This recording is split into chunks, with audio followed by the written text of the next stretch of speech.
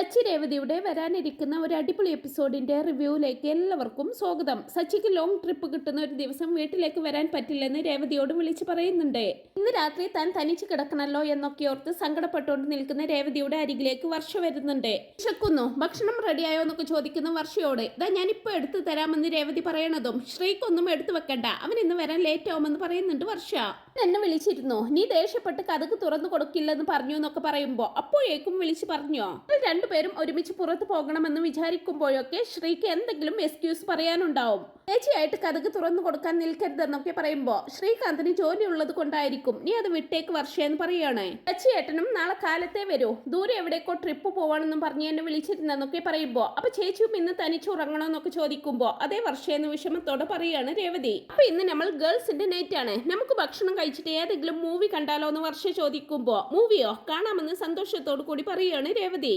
ഒന്ന് ആലോചിച്ചുകൊണ്ട് പുതുതായിട്ട് ഒരു ഹൊറർ മൂവി വന്നിട്ടുണ്ട്, നമുക്കതെന്റെ ടേബിൾ കാണാമെന്നൊക്കെ പറയുമ്പോ അയ്യോ ഹൊറർ മൂവിയോ, എനിക്ക് പേടിയാണ് വർഷ എന്ന് പറയുന്നുണ്ട്. എന്നെ ഭയപ്പെടുന്നത് അത് കാണാനല്ലേ ത്രില്ല് എന്നൊക്കെ പറയുമ്പോ വർഷ എന്തൊക്കെ പറഞ്ഞാലും എനിക്കത് പേടിയാ, അത് കണ്ടാൽ പിന്നെ എനിക്ക് ഉറങ്ങാനേ സാധിക്കില്ല എന്നൊക്കെ പറയണതും അതിന് ചേച്ചി ഒറ്റയ്ക്കല്ലല്ലോ കാണുന്നത്, കൂടെ ഞാനുമില്ലേ, ചേച്ചി എന്തൊക്കെ പറഞ്ഞാലും നമ്മൾ ഇന്ന് ആ മൂവി കാണുന്നു, ഞാൻ ഡ്രസ് ചേഞ്ച് ചെയ്തിട്ട് വരാമെന്നും പറഞ്ഞുകൊണ്ട് വർഷ അവിടുന്ന് പോവുകയാണ്. അങ്ങനെ അവര് രണ്ടുപേരും കൂടി ആ മൂവി കണ്ടുകൊണ്ടിരിക്കുകയാണ്. ലൈറ്റുകളൊക്കെ ഓഫ് ചെയ്തിട്ടായിരിക്കും കാണുന്നത്.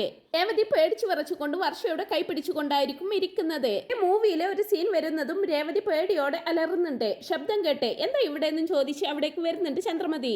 അടി അർദ്ധരാത്രി കിടന്ന് അലറുന്നതെന്നൊക്കെ ചോദിക്കുമ്പോ ഇല്ല ആന്റി, ഞങ്ങൾ മൂവി കാണുമായിരുന്നെന്ന് വർഷ പറയുന്നതും മൂവി കാണേണ്ട സമയമാണോ ഇത്, ഉറക്കം വരാഞ്ഞിട്ട് ഇരുന്ന് കണ്ടതാണെന്ന് പറയുന്ന വർഷയോട് അതിനെന്തിനാ ഇങ്ങനെ കിടന്ന് അലറുന്നതെന്ന് ചോദിക്കുന്നുണ്ട്.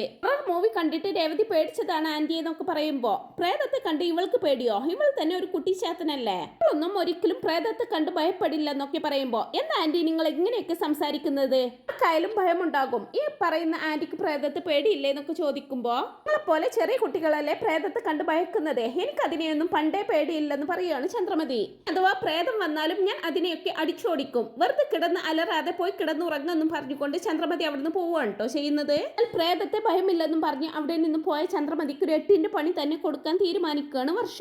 എന്നെ കുറച്ച് ഓവറായിട്ട് സംസാരിച്ചിട്ടല്ലേ ഇവിടെ നിന്ന് പോയതെന്നൊക്കെ പറയുമ്പോ എനിക്ക് അങ്ങനെയൊന്നും തോന്നിയില്ല, എന്നോട് എപ്പോഴും ഇങ്ങനെ തന്നെയല്ലേ അമ്മ സംസാരിക്കാറെന്ന് പറയുന്നുണ്ട് രേവതി. എനിക്ക് പ്രേതത്തെ ഭയമില്ലെന്നല്ലേ പറഞ്ഞത്, ഭയം എന്താണെന്ന് ഞാൻ ആന്റിക്ക് കാണിച്ചു കൊടുക്കാമെന്നും പറഞ്ഞുകൊണ്ട് വർഷ താൻ ഡബ് ചെയ്യുന്ന സാധനങ്ങളൊക്കെ എടുത്തുകൊണ്ട് വരുന്നുണ്ട്. എന്തായി ചെയ്യുന്നത് വർഷയെ, അതൊന്നും വേണ്ട അവർ ഉറങ്ങിക്കോട്ടെ എന്നൊക്കെ പറഞ്ഞ് രേവതി വർഷയെ കുറെ തടയാനൊക്കെ നോക്കുന്നുണ്ടെങ്കിലും അവൾ അടങ്ങിയിരിക്കുന്നില്ല. പക്ഷെ അങ്ങനെ ചന്ദ്രയുടെ റൂമിന് മുമ്പിൽ പോയി നിന്നുകൊണ്ട് ഒരു പ്രേതത്തിന്റെ അറ്റ്മോസ്ഫിയർ അവിടെ ഒരുക്കുകയാണ്. പ്രേതത്തിന്റെ ശബ്ദവും ചിരിയും പാദസരത്തിന്റെ കിലുക്കവും എല്ലാം അവിടെ മുഴങ്ങി കേൾക്കുന്നുണ്ട്.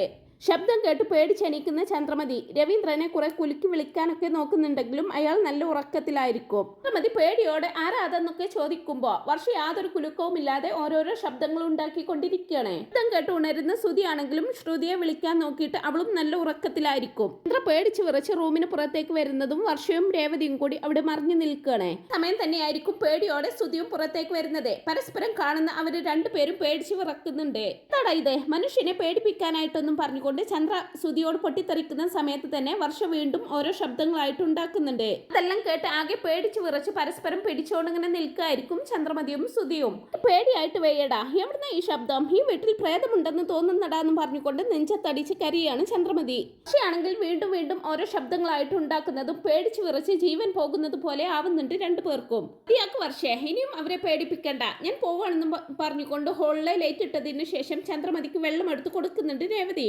യോടെ ആ വെള്ളം വാങ്ങി കുടിക്കുന്ന ചന്ദ്രയുടെ അരികിലേക്ക് പൊട്ടിച്ചിരിച്ചുകൊണ്ട് വരികയാണ് വർഷ.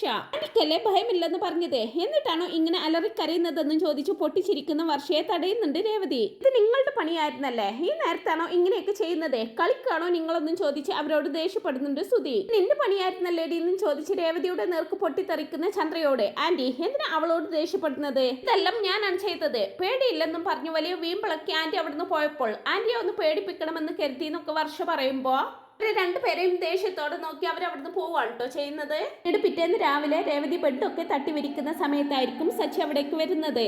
എന്നോ ഞാൻ വിളിക്കണമെന്ന് വിചാരിച്ചിരിക്കുകയായിരുന്നെന്നൊക്കെ രേവതി പറയുമ്പോ അച്ഛൻ എവിടെ എന്ന് ചോദിക്കണതും അച്ഛൻ നടക്കാൻ പോയിരിക്കുകയാണെന്ന് പറയുന്നുണ്ട്. സച്ചിയാണെങ്കിൽ ആകെ ക്ഷീണിച്ചിട്ടായിരിക്കും വരുന്നത്. എന്ത് പറ്റി, കണ്ണൊക്കെ ചുവന്നിരിക്കുന്നല്ലോ, ആകെ ക്ഷീണിച്ചിട്ടുണ്ടല്ലോ എന്നൊക്കെ ചോദിക്കുമ്പോ രാത്രി മുഴുവനും കാർ ഓടിക്കുകയല്ലായിരുന്നോ എന്നൊക്കെ പറയുമ്പോ കുറച്ചു നേരം വണ്ടി ഒന്ന് സൈഡാക്കി ഉറങ്ങിക്കൂടായിരുന്നോ എന്നൊക്കെ ചോദിക്കുമ്പോ എങ്ങനെയാ രേവതി, യാത്രക്കാരെ സമയത്ത് സ്ഥലത്തെത്തിക്കണ്ടേ, അവർ കാറിലുള്ളപ്പോൾ എനിക്ക് അങ്ങനെ ഉറങ്ങാൻ പറ്റുമോ എന്ന് പറഞ്ഞു കൊടുക്കുന്നുണ്ട്. കരുതി ഉറങ്ങാതെ വണ്ടി ഓടിക്കുകയാണോ വേണ്ടത്, നമ്മുടെ ശരീരം കൂടി നോക്കണ്ടേ എന്നൊക്കെ രേവതി പറയുമ്പോ അങ്ങനെയൊന്നും നോക്കിയാൽ ശരിയാവില്ല, ദാ ഇത് കണ്ടോ, ഇന്നലെ കിട്ടിയ ക്യാഷ് ആണെന്നും പറഞ്ഞുകൊണ്ട് തന്റെ പോക്കറ്റിൽ നിന്നും ക്യാഷ് എടുത്ത് രേവതിയെ ഏൽപ്പിക്കുന്നുണ്ട്. എന്റെ കയ്യിൽ തരണ്ട, സച്ചി ഏട്ടൻ തന്നെ എടുത്തു വെച്ചേക്കെന്നൊക്കെ പറയുമ്പോ അവളെ നിർബന്ധിച്ച് അവളുടെ കയ്യിൽ തന്നെ കൊടുക്കണം ആ ക്യാഷ്. തുടർന്ന് രാത്രി എന്തെങ്കിലും കഴിച്ചിരുന്നോ എന്നൊക്കെ ചോദിക്കുമ്പോ കഴിച്ചു, എന്നോട് ചോദിച്ചതും ഒക്കെ നിന്റെ കണ്ണെന്താ ചുവന്നിരിക്കുന്നത് എന്നൊക്കെ ചോദിക്കുന്നതും ഞാനും ഇന്നലെ ഉറങ്ങിയിട്ടില്ല, എനിക്കും ഇന്നലെ ഉറക്കം വന്നതേ ഇല്ലെന്നൊക്കെ പറയുമ്പോ ഞാൻ കൂടെ ഇല്ലാഞ്ഞിട്ടാവുമല്ലേ എന്റെ ഭാര്യയ്ക്ക് എന്നോട് എന്താ ഒരു സ്നേഹമെന്ന് പറയുന്നുണ്ട് സച്ചി. പിന്നീട് സച്ചിക്ക് കുളിക്കാനായിട്ട് എണ്ണ ചൂടാക്കി കൊണ്ടുവരാണ് രേവതി. സമയം തന്നെയായിരിക്കും വർഷയും അതിലൂടെ വരുന്നത്. പരസ്പരം കാണാതെ രണ്ടുപേരും കൂട്ടിമുട്ടുകയും രേവതിയുടെ കയ്യിലുള്ള എണ്ണ താഴെ വീണു പോവുകയും ചെയ്യുന്നുണ്ട്. അയ്യോ സോറി മീന, ഞാൻ കണ്ടില്ലെന്നൊക്കെ പറയുമ്പോ നീ എവിടേക്ക് ട്രെയിനിന്റെ വേഗത്തിൽ ഓടുന്നതെന്ന് ചോദിക്കുന്നുണ്ട്. ഇരിക്കുന്ന ആ ലൂസ് ഉണ്ടല്ലോ, അവനിങ്ങനെ വെറുതെ എന്നെ ഇറിറ്റേറ്റ് ചെയ്യാ, അവനോട് ദേഷ്യപ്പെട്ട് വന്നപ്പോൾ ഞാൻ നിന്നെ കണ്ടില്ലെന്നും പറഞ്ഞുകൊണ്ട് വീണ്ടും രേവതിയോട് സോറി പറയുന്നുണ്ട് വർഷ.